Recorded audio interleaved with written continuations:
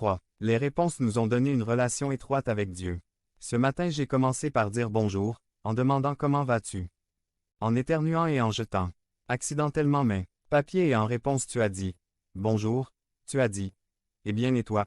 Tu as dit bonjour, pour mon éternuement et tu m'as aidé à récupérer les papiers sur le sol, parce que les réponses nous ont donné une relation. Peut-être que la relation que nous éprouvions ce matin avec ces actions était superficielle mais au moins c'était un exemple de relation, c'est un des bénéfices de répondre à Dieu avec foi. Lorsque nous lui répondons ainsi, nous entrons dans une relation avec Dieu.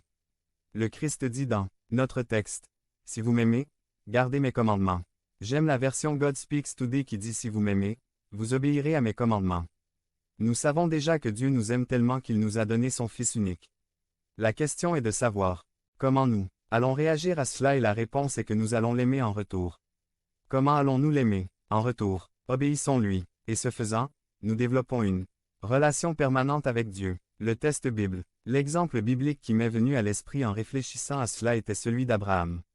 Dans Genèse 15, 6, la Bible dit « Abraham crut à Jéhovah et cela lui fut imputé à justice » ou dans Jacques 2, 23 il est dit Abraham crut à Dieu et cela lui fut imputé à justice et il fut appelé l'ami de Dieu.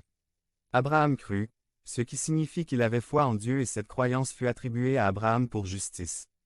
Parce qu'Abraham croyait en Dieu, Abraham pouvait vivre une vie juste. Le test pratique. Rappelez-vous ce que je viens de vous dire dans la liste des choses. La liste a commencé par les choses que j'ai commencé à faire dans ma relation personnelle avec Dieu il y a de nombreuses années. 1. Io empecé a orar. 2. Leer la Biblia. 3. Evitar y dejar algunas cosas. 4. Compartir el evangelio con los demás. 5. Empecé a amar, a tratar con mi enojo. Como yo podía hacer todo esto con constancia y con éxito cada jour.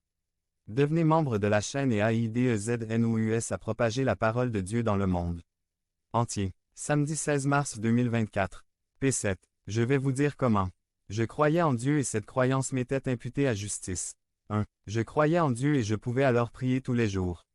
2. Je croyais en Dieu et je pouvais alors lire la Bible de manière cohérente. 3. J'ai cru en Dieu et j'ai alors pu abandonner mes péchés. 4. Je croyais en Dieu, je pouvais partager le Christ avec les autres. 5. Je croyais en Dieu et je pouvais aimer les autres. Je croyais en Dieu et je pouvais gérer ma colère. Croyez-vous que Dieu vous aime depuis le début? Croyez-vous que Dieu vous a montré cet amour dans le sacrifice de Jésus-Christ? Si vous croyez cela, permettez que cette croyance vous soit imputée à justice.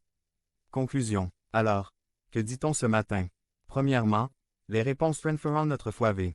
12. Lorsque nous répondons à Dieu, nous permettons à Dieu d'agir dans nos vies afin que nous puissions dire avec confiance, oui, Dieu est Dieu. Je veux que vous ayez cette confiance, cette foi. Mais vous devez d'abord commencer par les réponses dans votre vie. Vous savez mieux que moi les choses que vous devez faire, mais pour vous donner des exemples, je vais dire, peut-être, qu'il y en a qui ont besoin d'organiser leur vie, de structurer leur vie. Nous servons un Dieu d'apostrophe. Ordre et si nous servons Dieu sans ordre, nous ne lui répondons pas comme il le souhaite. Alors pour arriver à la bonne heure, il faut se coucher à la bonne heure, il faut assumer ses responsabilités en amont, il faut prévoir d'arriver au bon moment. Si nous ne répondons pas à Dieu comme il le souhaite, alors comment pouvons-nous espérer qu'il nous bénira? Deuxièmement, nous avons parlé ce matin des réponses grâce à Dieu v. 13 à 14. Lorsque nous répondons à Dieu, nous remercions Dieu en lui rendant gloire, puis il nous donne la vie victorieuse. Je veux que vous viviez la victoire plutôt que l'échec. Quoi que vous fassiez, ferez-vous comme Dieu. Lorsque vous préparez un service pour Dieu, ma question est, le faites-vous à la dernière minute ou le planifiez-vous bien? Parce que ce que vous allez faire est pour Dieu. Vous préparez vos devoirs pour l'école, pour le séminaire à la dernière heure, soit vous utilisez le temps que Dieu vous donne, qui n'est pas la dernière heure. Et dernièrement, nous avons parlé des réponses qui nous donnent une véritable relation avec Dieu. V. 15. Lorsque nous répondons à Dieu, nous vivons une véritable relation avec Dieu, tout comme nous vivons une relation d'amitié les uns avec les autres. Il a toujours été l'initiateur d'un programme. Devenez membre de la chaîne et AIDEZNOUS à propager la parole de Dieu à travers le monde. Samedi 16 mars 2024. Relation. P8. Lorsque nous répondrons, il répondra à nouveau.